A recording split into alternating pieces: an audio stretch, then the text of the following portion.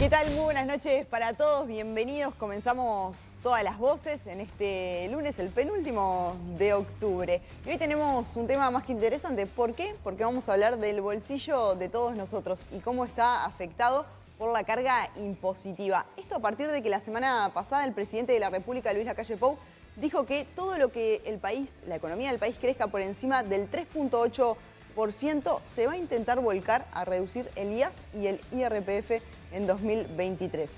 ¿Cómo está el sistema impositivo uruguayo? Vamos a poner este tema sobre la mesa y para eso vamos a presentar, porque tenemos dos invitados de lujo en la noche de hoy. Por un lado, el economista Agustín Iturralde. Bienvenido, ¿cómo andás? Muchas gracias, Viviana. Un gusto estar de vuelta acá. Y también tenemos a Gustavo Viñales, es contador especialista en tributación. ¿Cómo le va? Buenas noches, ¿cómo estás? Muchas gracias. Vamos a comenzar por ver un informe disparador y arrancamos el debate. Este mes el Banco Mundial proyectó que la economía uruguaya cerrará este año con un crecimiento de 4,8%, impulsado por el turismo y el crecimiento de la actividad agropecuaria. En su informe agrega, los fuertes avances económicos que ha realizado Uruguay, particularmente a partir de la crisis de 2002, sumados al sólido pacto social que lo caracteriza, sustentan el camino hacia la reducción de la pobreza y la promoción de la prosperidad compartida que el país ha transitado. Días atrás, la calificadora japonesa RI dio a Uruguay su mayor calificación en la historia. En un comunicado, indicaron que elevó la nota de deuda uruguaya al reconocer una mayor probabilidad de que las reformas estructurales en las que la actual administración ha estado trabajando en varias áreas impulsen el crecimiento económico mientras se mantiene la estabilidad del sistema financiero. ¿Qué incidencia tienen estas buenas noticias en la vida diaria de los uruguayos? El presidente Luis Lacalle Pou anunció días atrás que si la economía crece por encima de 3,8% en 2022, se realizará el esfuerzo para bajar el impuesto a la asistencia a la seguridad social y el impuesto a la renta de las personas físicas. ¿Es justo el sistema tributario del país? ¿Se podrían bajar más esos impuestos o agregar otros? ¿Hay correlación entre lo que pagamos de impuestos y los servicios que recibimos a cambio? ¿Cuánto juega lo que ocurre en el mundo para tomar estas decisiones a nivel doméstico?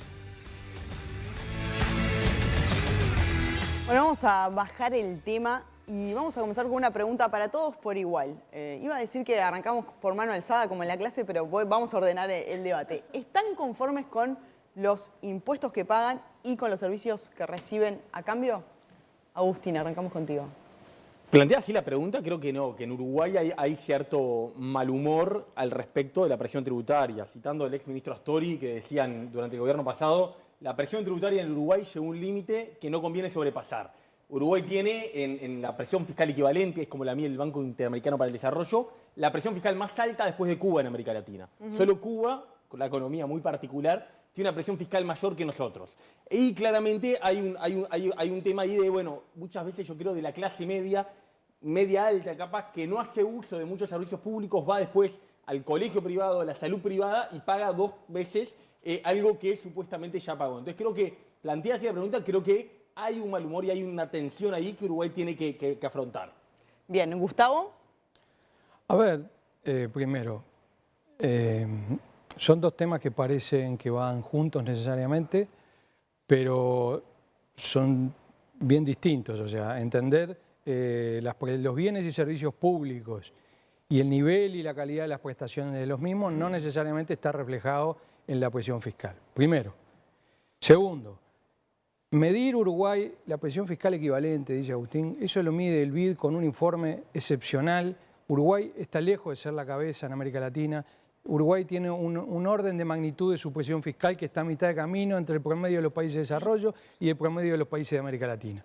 Si uno lo mira en esos términos, parece razonable que tenemos un nivel de desarrollo relativo por debajo de los países centrales con un nivel de desarrollo humano superior al nuestro y por encima de muchos países de la región. Entonces, si uno quisiera comparar las dos cosas, es decir, los niveles de estado de bienestar, de alcance de ese estado de bienestar, a cuántas personas alcanza y la calidad del mismo, y lo compara, ahí es donde uno debería decir, bueno, ¿con quién me quiero comparar? Si es con países que tengan un mejor nivel de desarrollo relativo, bueno, todos esos países tienen presión fiscal por encima de Uruguay. El promedio de los países de la OCDE, y si habláramos del promedio de los países más desarrollados de Europa, más Uruguay, para que tengamos un orden de dimensión. Uruguay tiene un orden de dimensión del 27% de producto, porcentaje sobre el PIB de presión fiscal. El promedio de los países de la OCDE, que tiene países muy parecidos a Uruguay, Chile, Colombia, México, tiene 33%, o sea que estamos a 6 puntos de diferencia.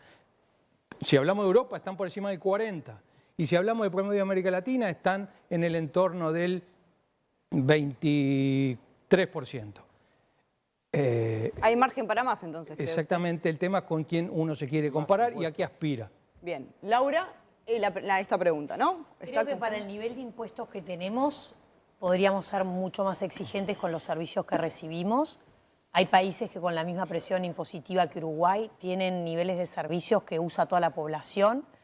En países nórdicos donde la presión impositiva es incluso superior a la de Uruguay, vos tenés que la gente manda a sus hijos a la educación pública. Por eso, cuando se habla de impuestos, creo que también siempre se tiene que ver la contracara. Con ese dinero que el Estado recauda, por lo que contribuimos todos nosotros, ¿qué es lo que lo que el Estado nos da?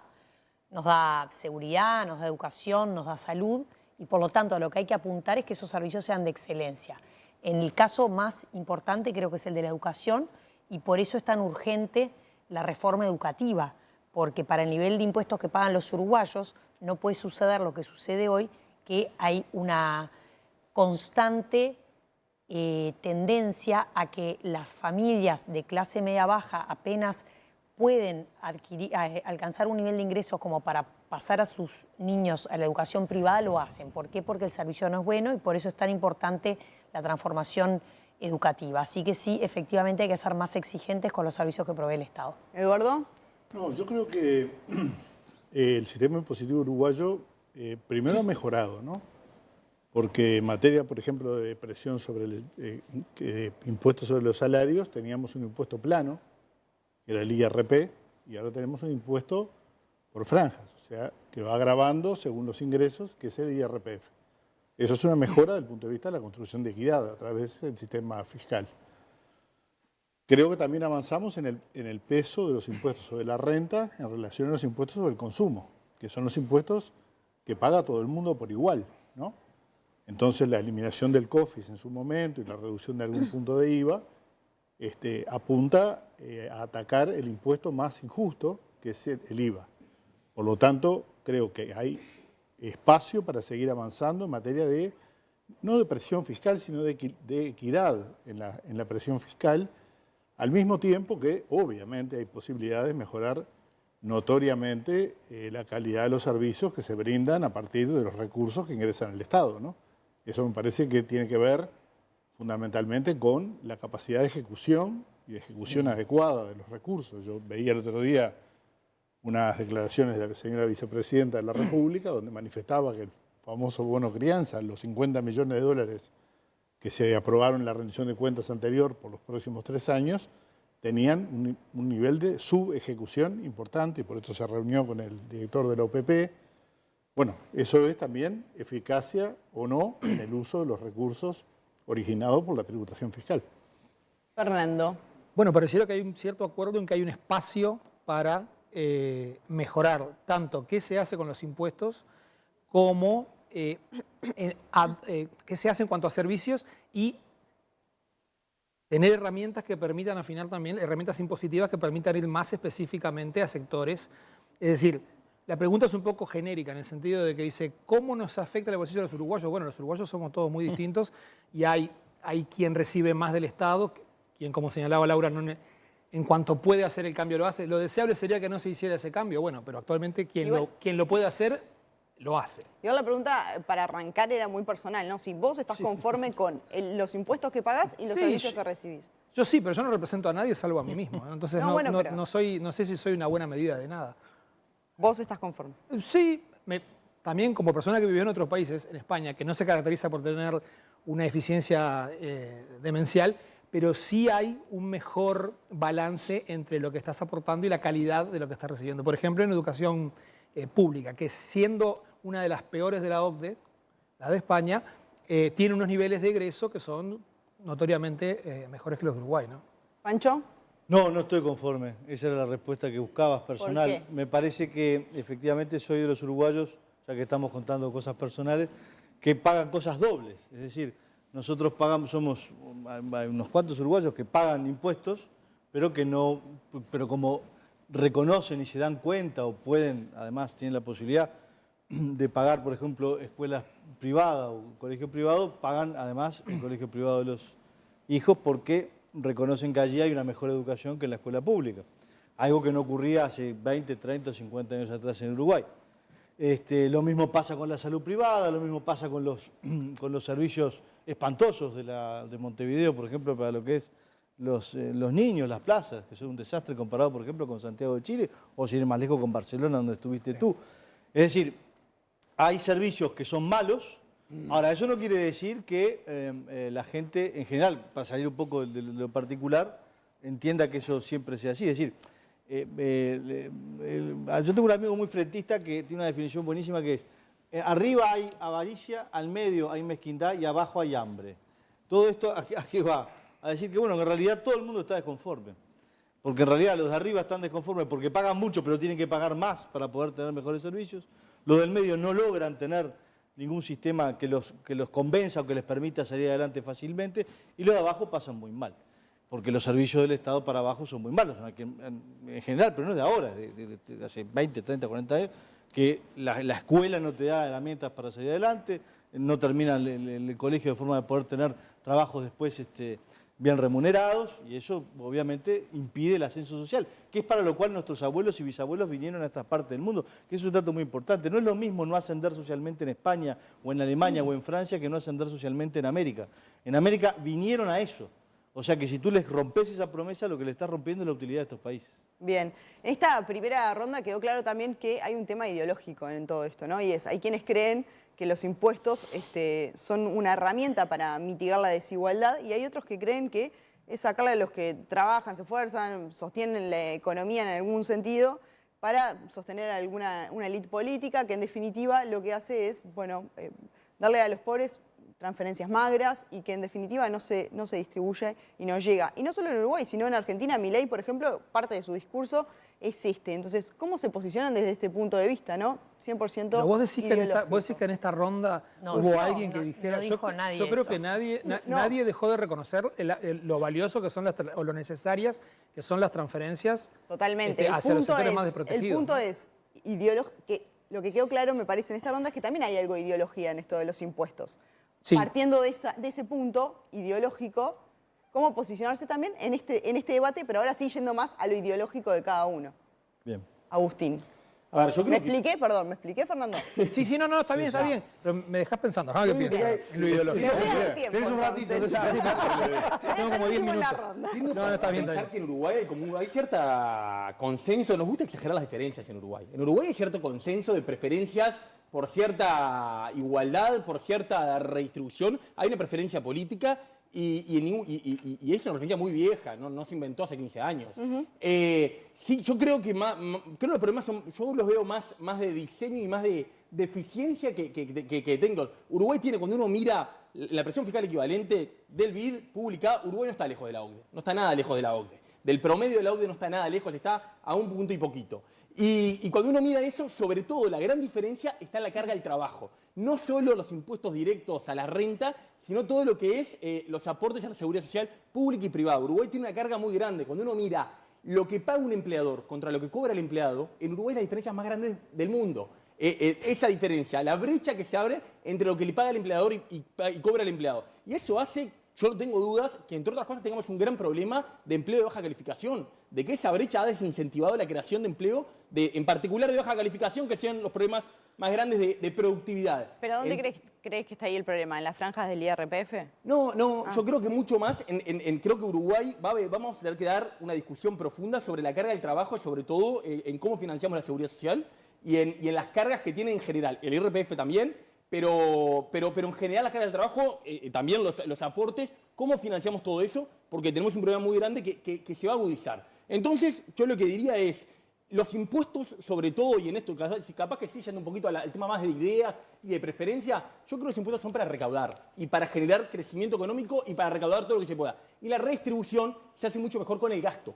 con el gasto. Cuando a un impuesto le pedimos demasiadas cosas, y creo que esa es una de las cosas que hemos pecado en Uruguay, demasiados objetivos, se empieza a distorsionar. Yo prefiero impuestos más simples, impuestos que recauden, impuestos que promuevan el crecimiento económico y la redistribución, hacerla con el gasto. Creo que eso es una cosa que en el mundo ha funcionado mucho mejor. Gustavo. No, a ver, yo la verdad que no tenía idea de tener que hacer algunas aclaraciones que son demasiado burdas. Alguien puede creer, pero no tú, los 6 que estamos acá, cualquier televidente que nos está viendo, que Uruguay tiene la brecha más grande en el mundo entre los salarios nominales y los salarios líquidos de las personas. ¿Alguien lo puede creer en su sano juicio? ¿Alguien puede creer que Uruguay tiene una presión fiscal más grande que Brasil o que Argentina? O sea, pero yo no puedo creer que... Eso es el BID. Pero eso es un análisis absolutamente específico que tiene otros parámetros que no son impuestos, para empezar. Pero voy a decir otra cosa, No, porque presión si no fiscal estamos equivalente, fue lo que yo cité. yo te escuché, te pido que me respetes y que me escuches. Y si querés te paso la información que corresponde, porque lo que estás diciendo es Tranquilo, errado. Gustavo, no te enojes, estamos hablando bien. Te pido que me respetes y me escuches. Yo te escucho. Adelante.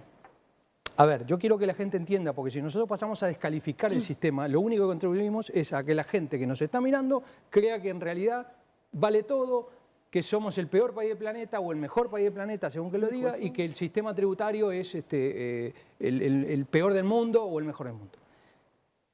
Para que entendamos, y porque la gente lo entiende, Uruguay tiene una presión fiscal intermedia, esto lo dice la OECD, el Banco Mundial, la CEPAL, el BID, todos los organismos internacionales del mundo que trabajan en estos temas de manera sostenida. Pero para que entendamos, Uruguay además no tiene, digamos, ingresos adicionales a los tributarios. No tiene recursos naturales de los que deriven ingresos para el Estado. No tiene petróleo. O sea, voy a América Latina, Brasil, Argentina, Ecuador, Chile, México. A todos esos países les sacan los recursos naturales, no tendrían el nivel de ingreso que tienen. ¿Sí? Muchos de ellos viven de la regalía de los recursos naturales. Uruguay no los tiene. Tiene a lo sumo empresas públicas con las dificultades que tienen las empresas públicas. Por lo cual, el peso del sistema tributario es más relevante que en otros países. Pero, por ejemplo, comparar Uruguay con los países nórdicos, por favor, la gente es inteligente. Uruguay tiene una presión fiscal, vuelvo a decir, en torno al 27% del PIB. Los países nórdicos tienen por encima del 42%, o sea, estamos años luz, pero además los países nórdicos, Noruega, fundamenta su principal fondo de seguridad social derivado del petróleo. O sea, que nosotros hagamos ese tipo de comparaciones, lo único que contribuimos a que la gente crea que se construye un estado de bienestar de la nada. Entonces... Ahora, volviendo a lo ideológico. A lo ideológico, yo lo escuché decir que... Por supuesto que la política tributaria es parte de la política y tiene definiciones conceptuales, políticas e ideológicas. Ahora bien, eso que es absolutamente cierto y que no podemos pensar la política tributaria desconectada de la política económica, ¿sí? También tenemos que entender que en el mundo los estándares se han ido homogeneizando y el sistema tributario hoy internacional es cada vez más estandarizado. Y la estructura tributaria es lo que interesaría que Uruguay discuta, es decir, cuánto soporta de impuestos indirectos, es decir, que aquellos que se trasladan, por ejemplo, con el IVA o con el IMESI, y cuánto soporta de impuestos directos, por ejemplo, el IRPF, el impuesto a la renta de las empresas o incluso las contribuciones de seguridad social. Decir que Uruguay tiene las contribuciones de seguridad social más altas del mundo o el IRPF más alto del mundo no lo puede sostener nadie, porque no es cierto, absolutamente falso. Para que entendamos, en el promedio de los países de la OCDE, la carga fiscal sobre las personas, ¿sí?, de la renta es de un entorno del 8 y algo por ciento. En Uruguay estamos sobre el PIB, en Uruguay estamos en la mitad, el 4 y algo por ciento. En los promedios de los países de la OCDE, no los países ni Noruega ni los países centrales, digamos. En seguridad social ellos están en un 9 puntos del PIB y nosotros estamos en 7 puntos del PIB. O sea, nadie en su sano juicio puede decir, porque además la gente vive, viaja, ve televisión, no, hay cosas que no podemos repetir. ¿Querés agregar algo? Muy cortito. Claramente los países más ricos tienen presiones fiscales más altas. Claro, cuando uno es más rico, pero no son más ricos porque tienen impuestos más altos. Que eso creo que ayer se entrevera todo. Si Guatemala tuviera la presión fiscal de Uruguay, no podría funcionar la economía. Los países a medida que se van enriqueciendo pueden tolerar mayores presiones fiscales y por eso suele pasar eso que describe Gustavo. La presión fiscal equivalente del BID, medida por el BID, no es exactamente ingresos tributarios, pero es una forma que el BID publica de comparar y de hacer comparable lo que es difícil de comparar, que no solo ingresos tributarios, sino también contribuciones a la seguridad social privadas, ingresos de recursos naturales, y en ese indicador Uruguay está arriba, apenas arriba de Argentina y Brasil, y solo por debajo de Cuba. en América Latina. Eduardo. Me perdí, acá no sé cuál es la pregunta. ¿verdad? La pregunta, volver a lo ideológico era No, la yo idea. lo que Si crees que creo, los impuestos en definitiva son ya para... lo dije en la primera vuelta, digamos, es que de la estructura tributaria del Uruguay, que me parece razonable, hay dos aspectos, para mi gusto, a considerar. Uno, si contribuye a la equidad, no si sostiene la equidad, porque en eso comparto que la generación de equidad es básicamente por la vía del gasto, no por la vía de la recaudación. Pero sí creo que hay que apuntar a un sistema tributario lo más justo posible. Y ahora creo que cuando Está bien, pero hablemos también, de yo la en eso opinión del que decían, presidente... depende también de cuánto recaudas, porque como decía No, está bien, Gustavo, pero yo no digo, tenemos si de yo otro tengo lugar un donde ir. excedente, porque eso en realidad es uno de los disparadores, ¿no? Sí. Tengo un excedente y ese excedente lo utilizo en reducir un impuesto, como el IRPF, por ejemplo, Y que el grava IAS. a 1 de cada 4 trabajadores, y el IAS, cuya relación no me acuerdo, pero es también Uno. una cantidad menor, ¿no? 1 de cada 4 el IAS y 1 de cada 3 el IRPF. Ahí está, 1 de cada 4 y 1 de cada 3, yo iría por la vía de la reducción del IVA, por ejemplo. ¿Por qué? Porque en realidad el IVA lo pagan los más pobres, porque gastan todo su salario o todos sus ingresos, digamos, para vivir, no así los sectores que tienen capacidad de ahorro, que los que ahorran obviamente no tributan. Entonces me parece mucho más justo, desde ese punto de vista, cuando hay un excedente, ir por esa vía. Eso me parece que es una mirada respecto a ese tema. Lo otro es la eficiencia de los recursos. Por eso me refería a la subejecución de los recursos, ¿no? Entonces, si tenemos, por ejemplo, Fabio decía recién, ponía algunos ejemplos. Uno, el más cerrado que encontró, que es el de las plazas. Que lo mejor valorado de la gestión departamental son las plazas, ¿no? Pero hay otras cosas que efectivamente no lo son, como es, por ejemplo, el sistema de salud, ¿no? Donde hoy, yo digo, pues vengo de recorrer el interior, comentábamos recién, y hay un problema serio de abastecimiento de medicamentos en los hospitales. Bueno, este problema es un problema de calidad de los servicios que se le devuelven a la ciudadanía de los tributos que se pagan. Por la vía del gasto está la construcción de una sociedad más justa. Esa es mi opinión. Laura. Aclarando un poco los tantos.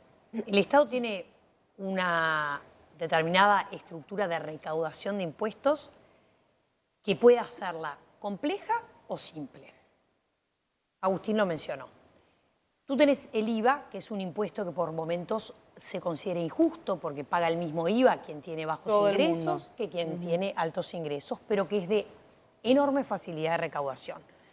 Tenés otros impuestos que son un poco más complejos, como es en otros países, como se calcula el impuesto a la renta de las personas físicas. Acá, por más que hay tramos, tampoco hay que hacer tantas liquidaciones a fin de año ni se pueden descontar tantas cosas, pero requiere una mayor complejidad. Y a medida que tú tratás de perfeccionar el sistema impositivo de manera tal de que la justicia social la hagas a través del sistema impositivo, vas creando un tema administrativo de seguimiento de los impuestos, de, bueno, a ver esta familia, qué ingresos tiene, cómo gasta, qué le cobro, que complejiza. Por lo tanto, nosotros tenemos un sistema que más bien es de recaudación más sencilla. Para darle bienestar a las personas y para trabajar en conceptos como igualdad de oportunidades, porque a mí no me gusta hablar siempre de equidad, porque en realidad a mí me gusta hablar de igualdad de oportunidades, que todos tengan las mismas chances y oportunidades de salir adelante. Vos tenés el gasto, tenés las transferencias, tenés un estado de bienestar que se conforma por los servicios y por lo que el Estado te transfiere. Por lo menos, por ejemplo, esto del IRPF que está planteado, a mí me parece muy bien. ¿Por qué? Pues yo tomo el ejemplo de una madre de 3 hijos que cuida a sus hijos sola y que tiene un sueldo de 28.500 pesos líquidos en la mano. Paga IRPF. ¿Está mal que le aliviemos la carga tributaria? No paga. No Ahí paga sí IRPF. paga. Tengo acá las franjas líquidos. No Por paga, supuesto que por sí, y Dios. te digo todas las franjas si querés, el nominal Dale. y el líquido. Te las digo todas, acá las tengo escritas con mucho gusto, después las digo. Encantado.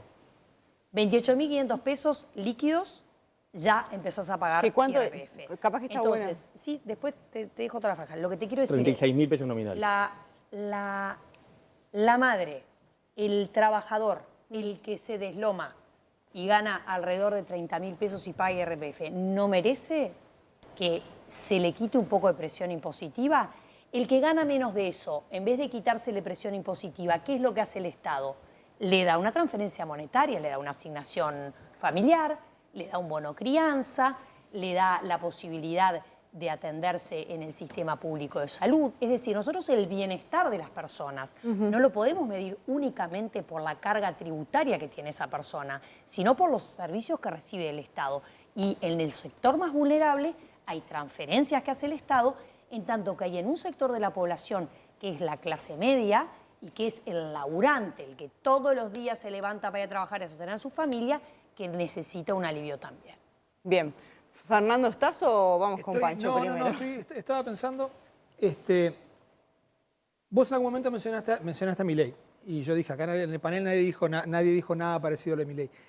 Yo lo que creo es que no es lo mismo decir, tenemos que corregir esta herramienta que tiene algunos problemas y que tiene algunas franjas que pueden estar más para acá, más para allá, que decir, hay que tirar la herramienta y volvamos, por ejemplo, al viejo régimen impositivo. O sea, me parece que hay una cuestión que sí se mezcla la cuestión ideológica, es decir, qué entiende cada quien como que es la buena vida y cómo llegar a esa buena vida, pero no estamos discutiendo de desarmar, o no deberíamos estar discutiendo, por lo menos, de desarmar las herramientas que actualmente tenemos. Si es para mejorarlas, todo bien, pero para volver a una situación que resulta ser más desigual o que complica algunas de las políticas sociales que se vienen haciendo, a mí me parece que eso sería un error y caer en un mileiazo, como se diga, que me parece que por suerte no está planteado en absoluto, ni en este panel ni en ninguna de las medidas. Lo que estamos discutiendo, me parece, es... No, claro, lo de Milei lo planteé como para ver un punto de vista también Más a un extremo. lado, más Claro. extremo, y que en verdad hay gente que va por esa línea. Por eso Milei en Argentina ha ido creciendo Bueno, también. pues esa gente lo que tendría que hacer en Uruguay es presentar un partido político y ver cuánta gente los vota. Es que es un buen ejemplo de la reacción Exacto. equivocada. Para mí es un buen ejemplo de una reacción equivocada. Cuando el sistema impositivo se vuelve una distorsión para el funcionamiento de la economía, Argentina también una presión fiscal alta, similar a Uruguay, con una economía estancada, no solo por eso, pero también por una presión muy alta. Los impuestos, cuando van de la mano del crecimiento económico, pueden ir creciendo. Ahora, muchas veces, y hay varios ejemplos en la historia, que se han convertido en un estorbo. Y esas son las reacciones cuando pasa eso. Aparecen los Milei con una cosa que está equivocada, pero es una reacción. Yo lo que digo es que si me voy a comparar con alguien, algo que no me acuerdo quién lo mencionó, si yo lo que quiero buscar es un ejemplo de cómo mejorar, no me voy a comparar con Argentina, ni con Brasil. Es decir, países que tienen una carga impositiva alta, una presión fiscal alta y que hacen una muy mala gestión de todo ese dinero que recaudan y que evidentemente tienen un problema serio de políticas públicas. Yo voy a buscar en aquellos que tienen una presión fiscal razonablemente parecida a la mía y que obtienen mejores resultados que yo. Eso es lo que yo haría y me parece lo que indica el sentido común. Pancho. Sí, Uruguay tiene una vieja estructura estatal desde el siglo XIX que es mucho más importante que la de sus vecinos. El Uruguay es un país que le gusta el Estado y que se siente cómodo con un Estado fuerte. Ahora, yo voy a poner un matiz en lo que se ha dicho en cuanto a que yo preferiría sí que el Estado fuese un poquito más autocrítico acerca de sus gastos. Hay cosas que ocurrieron a lo largo de los últimos 20 o 30 años, no hay por qué centrarlo solamente en el horno que está en Paysandú y que salió $100 millones. Bueno, hay un montón de gastos mal hechos, que lo que nos perdemos en el razonamiento es que cuando entra plata al Estado no sale ese mismo 100%. Es decir, hay una parte que queda boyando y esa parte que queda dentro del Estado, si se quiere, genera, bueno, clientelas políticas, gastos mal hechos, desidia en el sentido de que como la plata no es de uno, bueno, se Sobre gasta costos. sobre costos y ese tipo de cosas. Lo que me parece es que haría bien el Uruguay, y me da un poco de pena que no se apriete un poco más el acelerador en ese sentido, en revisar muchas de esas cosas y bajarlas esas cosas. Yo, por ejemplo, no soy alguien que esté enamorado como el uruguayo medio de sus empresas públicas, absolutas, todas estatales, para que gasten en obras faraónicas que son proyectos presidenciables. Me parece, de personas presidenciales. Me parece un profundo error eso. Yo creo que, por ejemplo, no tenía que Antel desarrollar mucho más su etanol, porque en realidad va a pérdida y eso perjudica a todo el sistema productivo. Entonces, ¿a qué voy? A que me parece que es posible, o sería deseable en todo caso, poner sobre la mesa una discusión que no achique al Estado cuando tiene que tener buen músculo, como por ejemplo una mejor salud, una mejor educación, pero sí que lo achiquen cosas que notoriamente no es tan bueno como puede ser la parte privada. ¿Eduardo? No, yo, para coincidir. No, cuidado. Bueno. conseguir con Hay esto. una noticia. No, para Valga coincidir, relativa, porque como decía mencionó, Olmedo. Pancho, una cosa que para mí es preocupante, ¿no? A ver. Coincide con Pancho. Hablando del Estado. Sí, coincidiendo. Repito, no es tan sorprendente, creo que 2 veces hemos coincidido en el año. Bien, por eso lo tenemos Estamos anotado, bien, ya vamos a ¿no? revisar. Dos veces. En esta oportunidad él mencionó el tema del clientelismo, por Sí. ejemplo, ¿no? Ah, sí. Y nosotros tenemos gobiernos departamentales cuyo presupuesto se sostiene con un 80% de las transferencias de los gobiernos nacionales. Entonces De hace propusimos décadas, hace hace décadas décadas. esta rendición de cuentas, que por ejemplo el ingreso a la administración pública, que ya se da en la administración central por la vía de Uruguay concursa, se hicieran los gobiernos departamentales, ¿no? Pero está bien lo que decís. Y hay un alto estoy de acuerdo endeudamiento contigo, también. no de los- logramos los votos. Pero es que para lo que pasa es que eso no va a No poder logramos. ocurrir nunca. Nunca va a ocurrir. Porque el problema es que si haces Entonces eso... nunca podremos llevar el Estado a los niveles de Bueno, eficiencia pero que por tú eso es un aspirás. debate interesante. Claro que porque, sí, por eso te lo estoy planteando. Porque me parece que en el fondo el gran problema es que esas estructuras estatales funcionan como grandes integradores sociales.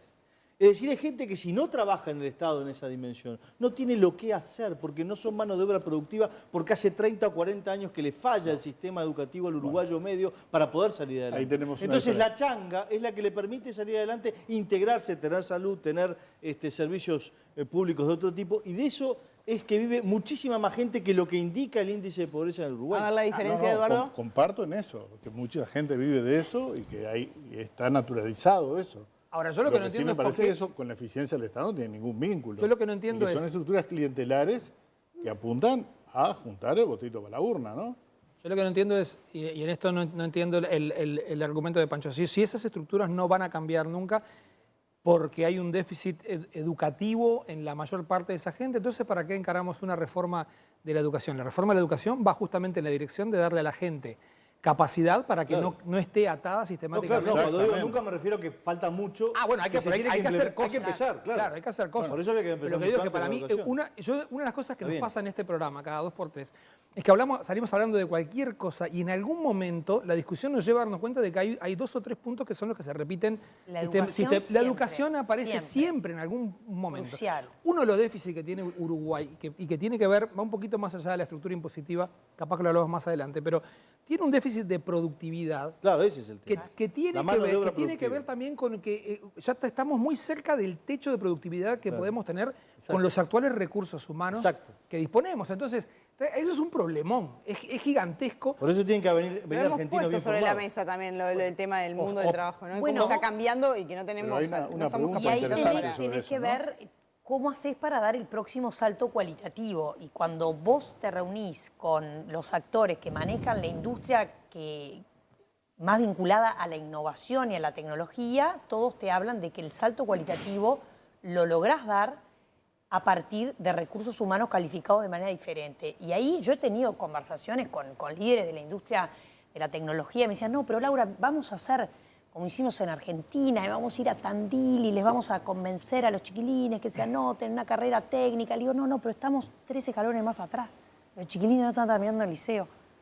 Yo digo, eso es lo que nos está trancando. Y además, Ahí pasaron Por eso cosas es interesantes crucial. como la UTEC, ¿no? Que todavía pero está por muy... supuesto. sí, Yo pero no tiene que creo funcionar. que estemos camino al abismo. Lo que creo es que tenemos que, o sea, esa idea catastrofista, ¿viste? De que siempre vamos a peor, eso para mí no existe. Pero quiero decir algo. Sí. Al no tener recursos naturales que sean explotables, lo único que tenés como asset, como país, es la calidad Humana. de tus recursos humanos. Entonces, Uruguay necesita prácticamente que cada uruguayo sea una persona que tenga un cierto valor. nivel de capacitación que le permita, por ejemplo, viene una empresa como UPM y que no tenga que venir un finlandés, soldador polaco, porque en Uruguay no hay nadie que sepa hacer ese. Pero no porque los uruguayos sean tontos o malvados, sino porque esa formación no existe. Pero, Fernando, vos recordarás cuando tuvimos el programa de educación y estuvo un señor de FENAPES, cuyo nombre ahora no me sale.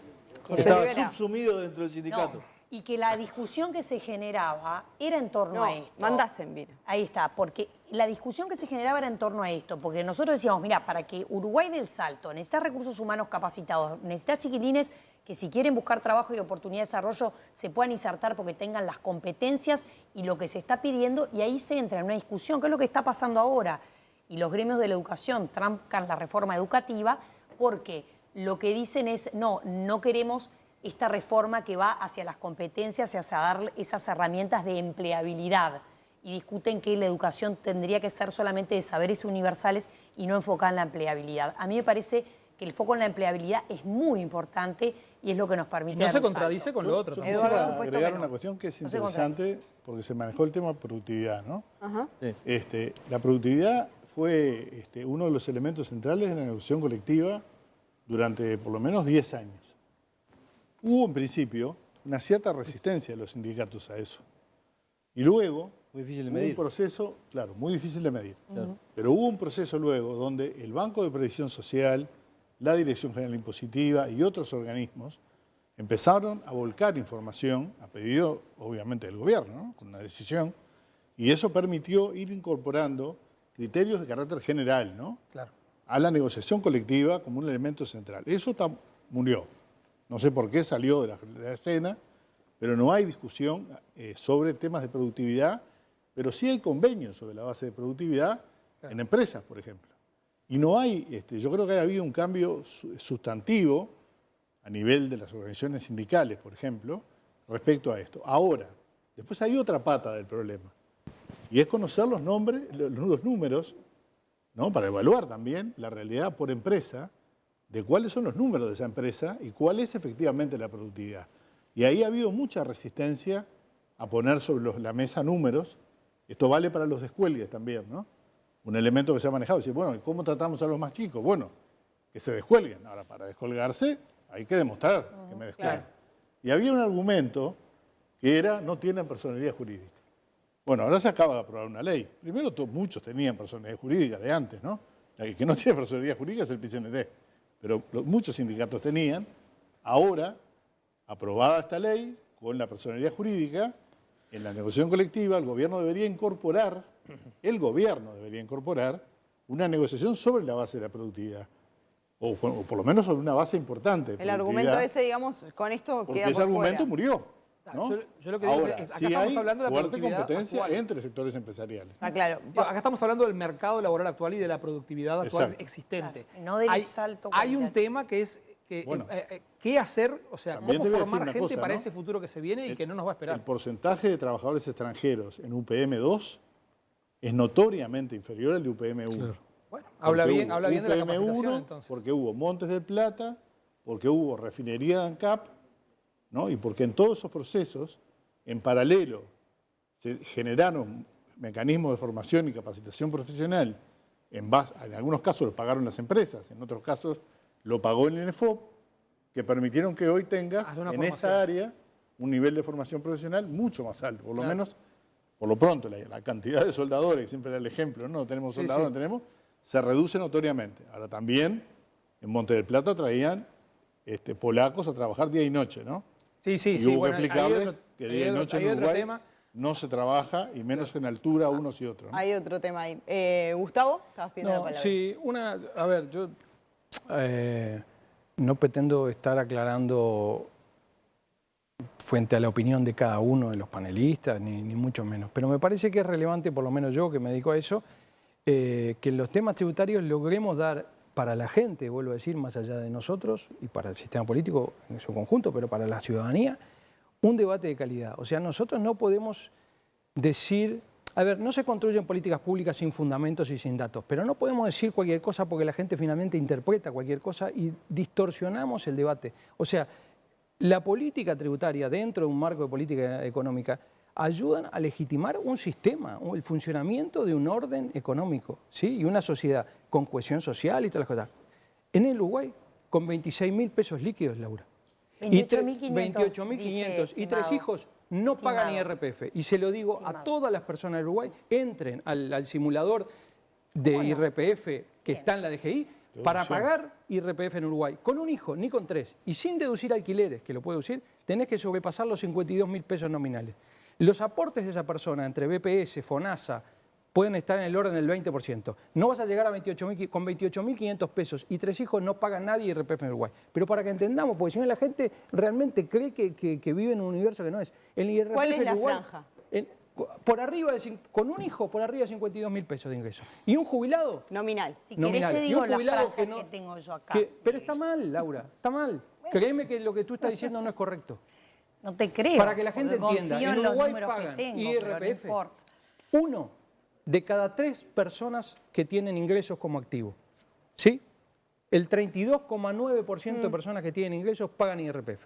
Entonces, creer que personas con 28.500 pesos El de líquido mínimo no imponible pagan. es 36.000. Pero están las deducciones, Laura, por favor, déjame terminar, porque yo no te interrumpí Bueno, pero y lo que te tranquilo, estoy diciendo tranquilo. no es correcto. Te pelea tu Pero Pero señora, que la que gente viene lo al vea, humor. que la gente entre a la página de la ¿Pero a qué se DGI. debe Se viene tu a dialogar, no te pongas así, agresividad? para Que la dialogar. gente entre, no, pero no le podemos decir a la gente que paga Tranquilo. cuando gana 28.500 Pero podemos decir lo que se pesos. nos Porque es ocurre, falso. tranquilo. Claro, pero es falso. Tranquilo. Cualquiera puede decir No te cualquier pongas cosa. mal, no te Cualquiera puede decir pongas cualquier cosa. Tranquilo. Bueno, a Por eso ver, la verdad, no te terminemos pongas el mal. razonamiento y vamos Y a en la el Tranquilo, día tranquilo. pagan a partir de 42.000 pesos, porque obviamente no es un problema de líquido y nominal, porque ya es el líquido que recibe la persona. Y paga en Uruguay 1 de cada 4 jubilados o pensionistas. Entonces, vuelvo al origen. Y parte de lo que decía hoy Santulo, nosotros podemos compararnos con países a los que aspiramos compararnos en condiciones similares de economía y de escala. Pero lo relevante y lo que cuando tú me preguntabas si esto tiene una condición o un condicionante ideológico, político, por supuesto que lo tiene. Pero cada vez más el mundo tiene un estándar y ese estándar tiene que ver con la estructura. ¿Qué porcentaje de los impuestos en Uruguay se trasladan vía el consumo de bienes y servicios y qué porcentaje de impuestos se soporta vía impuestos a la renta o vía impuestos de patrimonio? Después de lo que- Eso es después de lo que relevante decís- discutir. Bien, y después de lo que decís y para entender también tu posición, ¿vos crees que las franjas de IRPF hay que tocarlas o están bien? No, yo no digo que haya que tocarla. Lo que digo es que es falso que una persona con 28.000 pesos líquido y 3 hijos pague IRPF en Uruguay. Laura. Está bueno hablar con calma, ¿viste? Sobre todo cuando uno trata. Pero cuando uno habla de impuestos se explicar- enoja siempre porque hay que Claro, pagar. porque Es el se ve bolsillo, que- es el órgano más sensible, decía Pero Grompone. mantener la calma es muy Bolsillo de los importante. Sobre Adelante. todo cuando uno trata de explicar algo.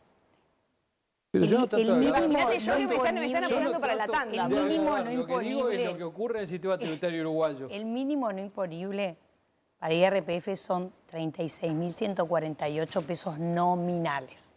Si cobrás entre 36.149 pesos nominales y 51.640, pagas un 10%. Eso es un error porque En tiene las la deducciones franja- del en la BPS, franja- del ay, por FONASA, Dios. las deducciones por hijos y deducciones por alquileres. Ese problema de hablar de lo que uno Entonces- no conoce. Entonces, Pero pará, vos. Pero Floja, aquí sos el dueño de la verdad. No, es como funciona el sistema, es como el dueño de la funciona el verdad. sistema. Pero decimos a la gente, mire, usted paga o su vecino paga por 28.000 pesos y ese es un error, está equivocado. el pequeño Paga libro IVA rojo de Mao te todo. trajiste. No, el problema es opinar Eso es sin malo. los fundamentos. Sin Pero pará, no agresividades de estás por ante medio. gente que no esté formada, Sin tranquilo. no sin estás- agresividades Vamos por a darle la medio. palabra a la dama del panel. Sin Adelante. agresividades de por medio. Hay una diferencia claramente entre que uno está hablando de deducciones y hay un el simulador. otro. Estoy hablando Pero de sigamos. importa, hay un simulador. Pero acá lo conceptual, más allá de que a partir de 36.149 pesos nominales pagás, y eso equivale a 28.520 líquidos, más allá de eso, acá es conceptual. Acá es la discusión de si le podés rebajar la carga impositiva a esa madre o ese padre que gana eso y que no tiene del Estado ningún otro tipo de transferencia o de beneficio más que la recepción de esos servicios que ya dijimos hoy serían servicios que tienen que mejorarse, como por ejemplo la educación. Entonces, nosotros lo que tenemos que pensar es, la sociedad uruguaya, que tanto se forjó a partir de la clase media, ¿no? Y que siempre los uruguayos estuvimos orgullosos de nuestra clase media.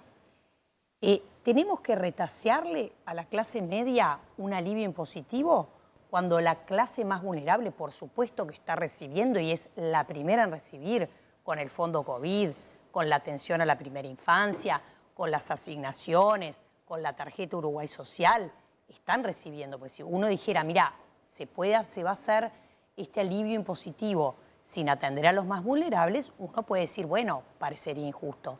Dado que la atención a los más vulnerables está arriba de la mesa y está bien hecha, creo que perfectamente se puede pensar en atender a la clase media. Eduardo, No, un comentario breve. breve, sí que nos tenemos que ir a la tanda. el total de ocupados 25.000 pesistas creció de 494.000 a 541.000. Quiere decir que 1 de cada 3 trabajadores aproximadamente gana menos de 25.000 pesos. Por tanto, no paga nada. Vamos a una breve tanda. Al regreso vamos a meternos en algunos impuestos en particular. También hay que hablar de la inflación, ¿no? Está en la barrera psicológica del 10%. ¿Cuáles son las perspectivas para los salarios? Todo tiene que ver con este tema que les propusimos hoy para este lunes. Ya venimos.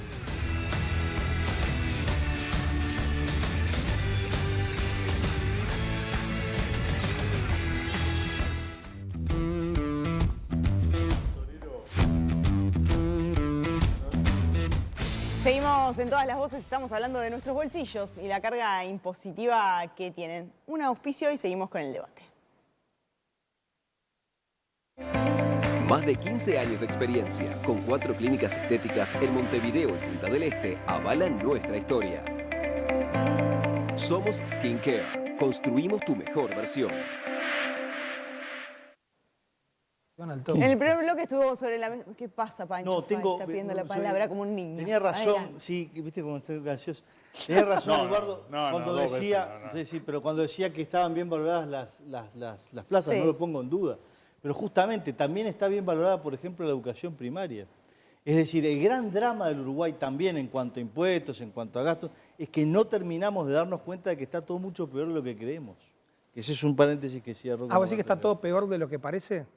¿Y por eso lo valoramos bien? Pues si vos te vas a cualquier otra plaza, cualquiera de Buenos Aires o de Santiago, está bien, está mucho mejor que esto. Y si vas a otras educaciones públicas, está mejor que El aspiracional se ha ido reduciendo. Yo en eso coincido con Pancho. Cada vez somos menos exigentes. Poco y malo, Cada vez nos conformamos con menos. Se reduce como en una el relación larga, aspiracional. digamos. Pero por de, eso- de muchos años, que cada vez te vas conformando con menos. ¿No? No pensé que iba a ser Está tan mal, está personal. mal el... Poco y malo que lo nuestro. Yo me remito a los hechos. Es lo que dice la gente. Bien, perfecto.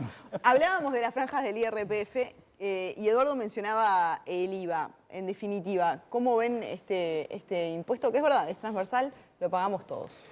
Creo que es un impuesto que es práctico, es un impuesto que recauda mucho, que es eficiente, que distorsiona. Claramente no, tiene algunas debilidades, en particular el tema distributivo. Hay una particularidad del IVA que hoy en día está implementando en muchos países, que Gustavo es uno de los promotores y que hubo algún avance en el gobierno pasado y en este gobierno hay otros avances, que es el IVA personalizado, que permite reducir la gran debilidad que tenía el IVA, que es todos por igual, incluso un poquito más los más pobres que los más ricos en proporción, que es, bueno, a los más pobres les podemos seccionar el IVA con la tecnología, con algunas otras cosas, de alguna canasta de alimentos. Entonces yo creo que el IVA, que hoy en día yo veo que ha habido como un comentario común de, bueno, no, si se puede hay que rebajar el IVA, yo creo que el IVA es perfectible, pero no veo por ahí. Yo creo, perdón que insista, que el principal problema que tenemos en Uruguay es la carga al trabajo. El peso que tiene el trabajo y la brecha que hay entre lo que paga el empleador y cobra el empleado. Y que lo que haya disponible, hoy en día no sobra nada, ¿no? Venimos, bueno, el gobierno hizo una consolidación fiscal importante que redundó en una mejora de calificación y un año que va a cerrar el déficit fiscal en 2 puntos y pico, lo cual está bastante bien. Creo que, obviamente, desde un punto de vista del deber ser, parece razonable que uno trate de elevar los mínimos imponibles, que una persona de 36.000 pesos, un jubilado de 42.000 pesos, pague impuesto a la renta o IAS, no parece de deber ser. Bueno, siempre esto es lo que se puede con lo que hay, ¿no? Y en cuanto al patrimonio, ¿cómo lo ves? Hay gente que cree que no cumple ninguna función, ni de control ni de recaudación. Yo creo que, a ver, esto es verdad que hay algunas tendencias internacionales, pero dentro de esas tendencias hay países que hacen las cosas bien con distintos perfiles, ¿no? Hay algunos que tienen impuesto al patrimonio y otros que no lo tienen. Y hay impuestos. Dinamarca tiene un IVA del 25% y no tiene impuesto al patrimonio. Y uno dice, bueno, Dinamarca, un país distributivo, estado de bienestar, es verdad. El estado de bienestar se financia en muy buena medida con impuesto al consumo, porque la distribución al final se hace mucho más con el gasto. Creo que el patrimonio no es el centro de esto.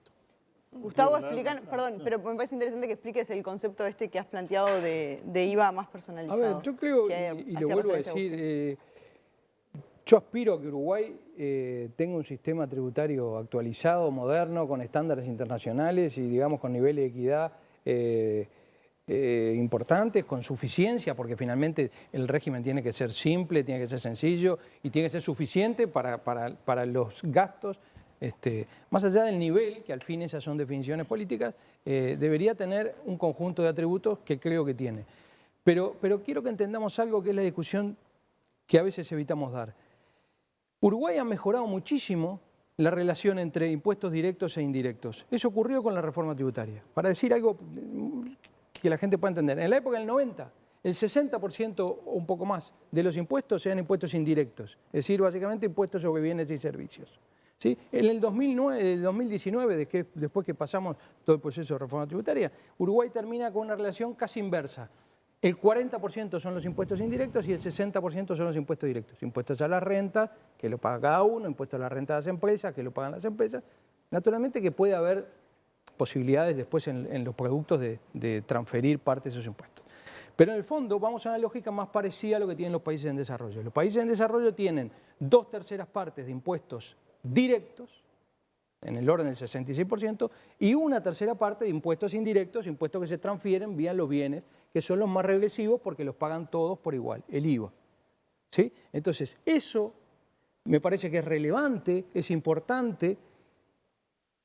Los pasos que ha habido en Uruguay en este periodo de gobierno, sin ser materialmente significativos, han ido en sentido contrario. Se aumentó el IVA por la vía de la eliminación de la devolución. Nosotros estábamos... El IVA representaba en Uruguay en el 2019, en lo que recauda la DGI, en un torno de 45 y algo % del total de los impuestos, y hoy ya estamos arriba de 47. ¿Y esto de IVA personalizado que vos planteás, qué El IVA significa? personalizado significa entender que Uruguay no tiene mucha más capacidad de aumentar sus impuestos directos, porque significaría gravar a ingresos más bajos, porque hacia arriba tampoco hay mucha gente.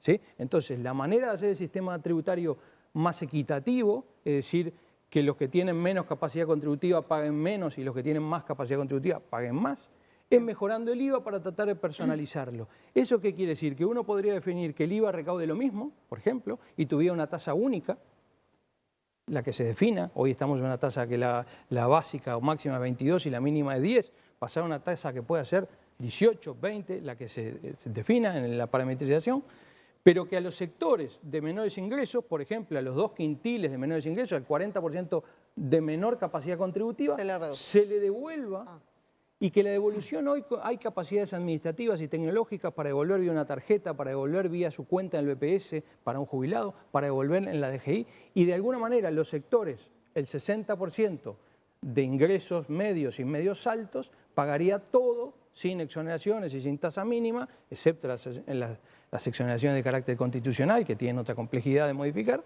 a una tasa única. Bien. Y no una tasa mínima. Bien. Laura. Yo creo que este tema hay que encararlo al revés. Este tema no hay que encararlo a través de cómo reformamos la estructura impositiva, sino en cómo el Estado gasta de manera tal de favorecer la igualdad de oportunidades entre toda la población.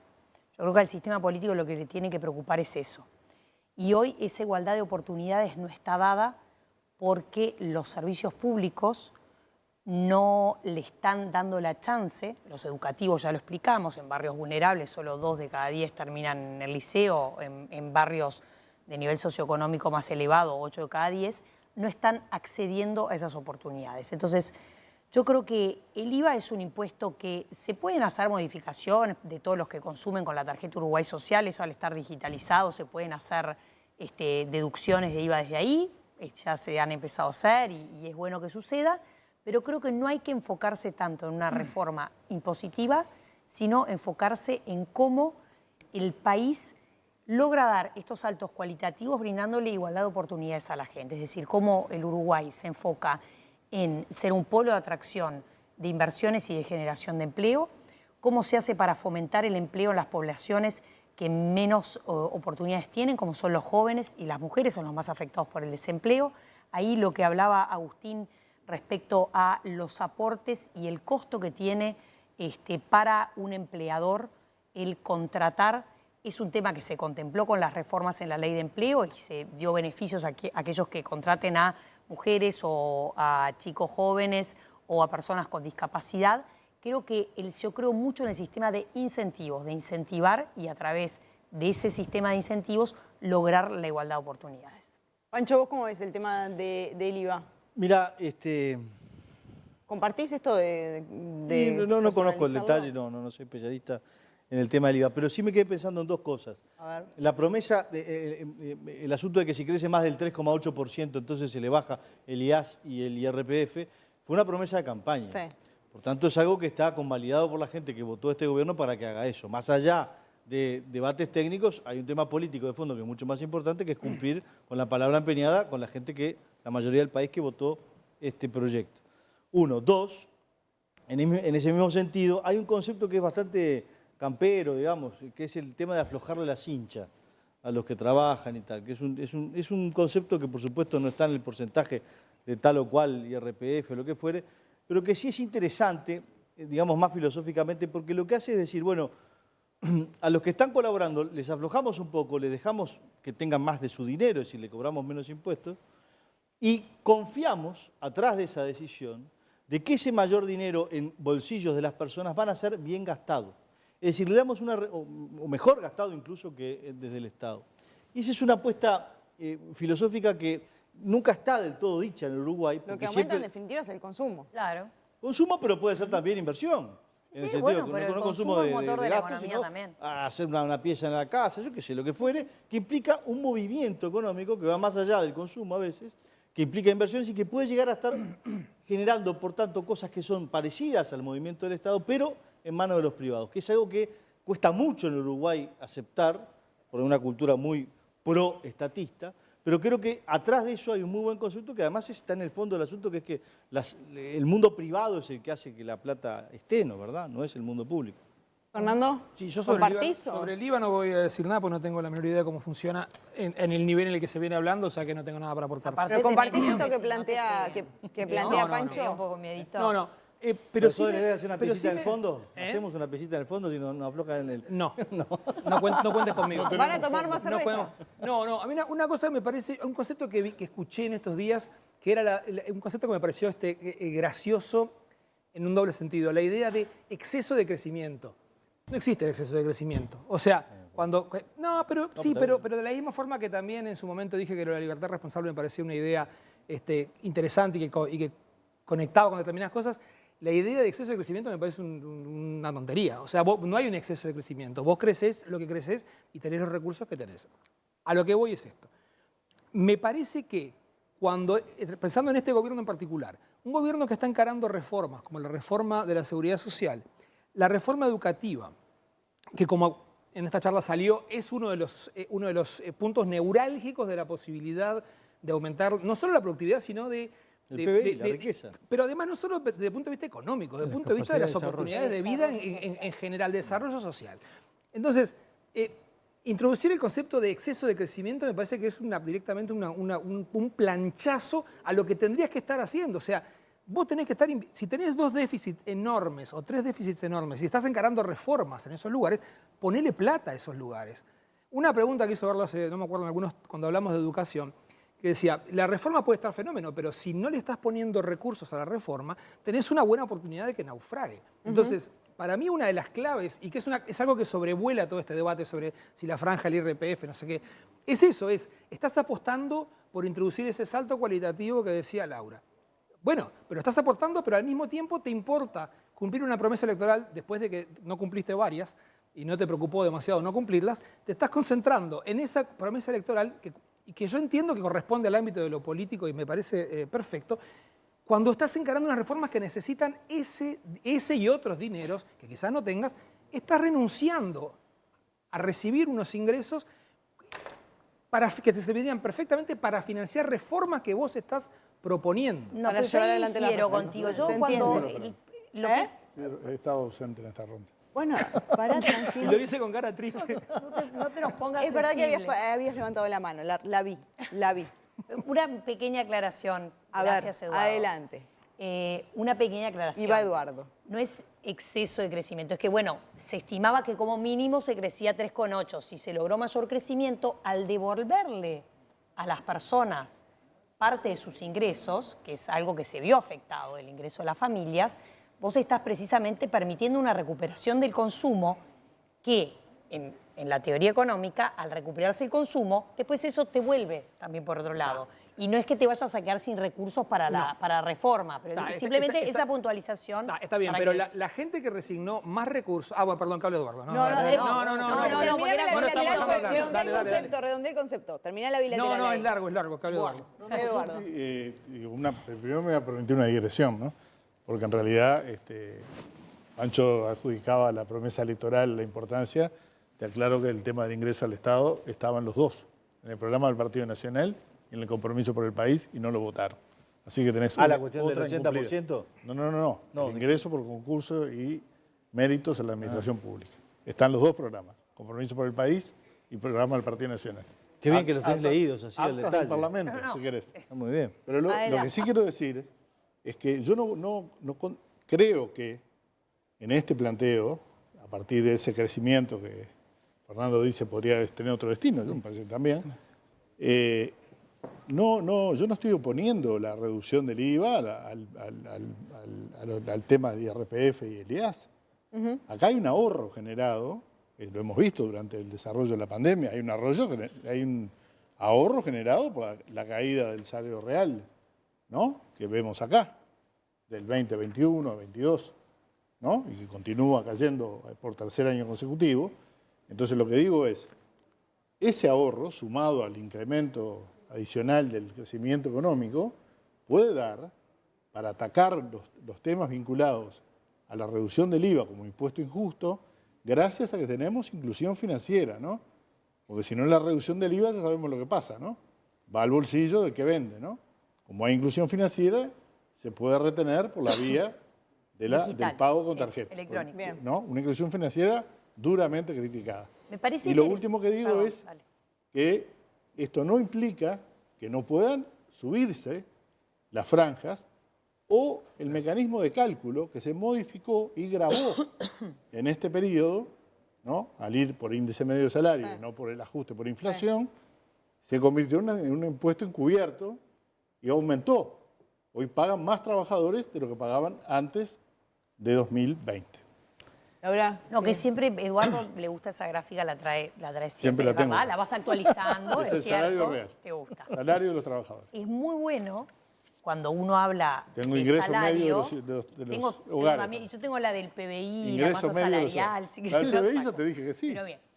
Acá, no, el PBI con masa salarial, comparado cómo evolucionan igual. Acá hubo un acuerdo en plena pandemia entre el gobierno y los sindicatos en el cual se dijo: ¿vamos a priorizar el empleo? Sí, firmo, dijeron los gremios.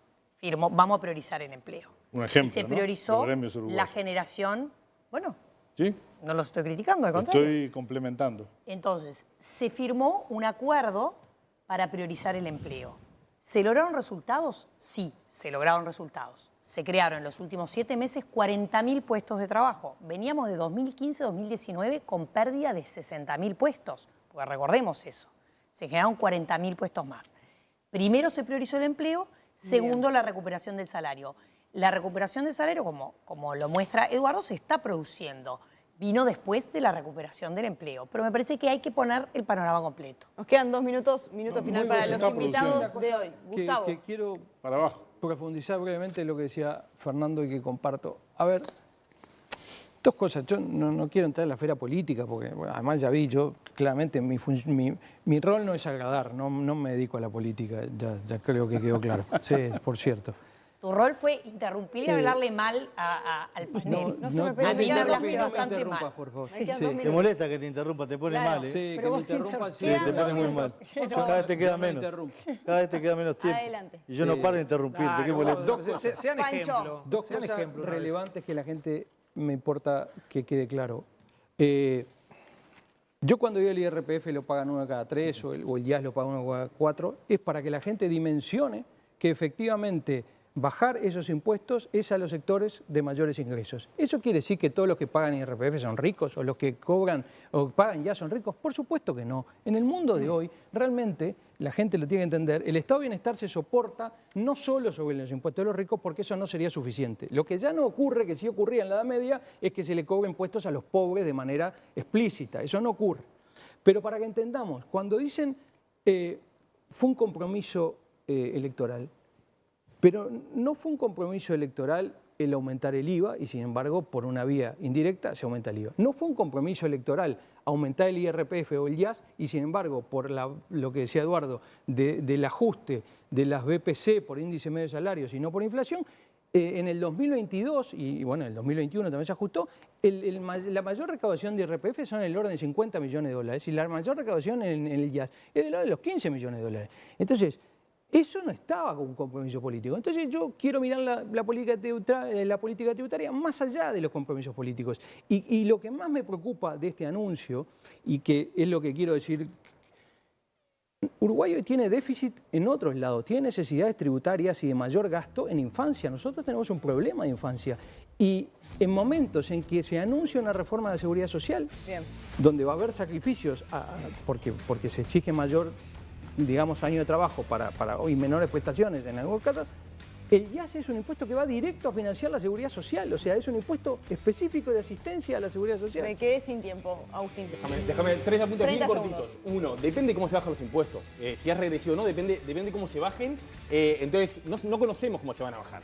Segundo, el éxito, el ahorro del gobierno uruguayo fue un éxito. Todo lo que nos dijeron muchos vecinos, muchos políticos, muchos organismos internacionales de que había que gastar, fue un error gigante, hoy se da cuenta todo el mundo. En el medio que todo el mundo pierde calificación, Uruguay la mejoró y eso es un capital brutal para el país.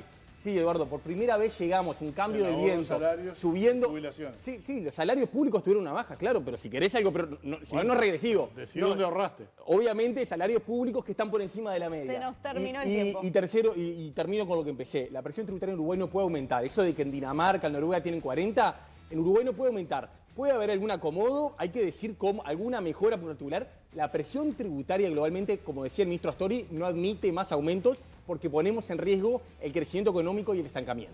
Agustín, Gustavo, a todo el panel, Gusto, muchísimas Cecilia. gracias. Nos volvemos a reencontrar con todos ustedes el próximo lunes. Que pasen bien. Chau, chau.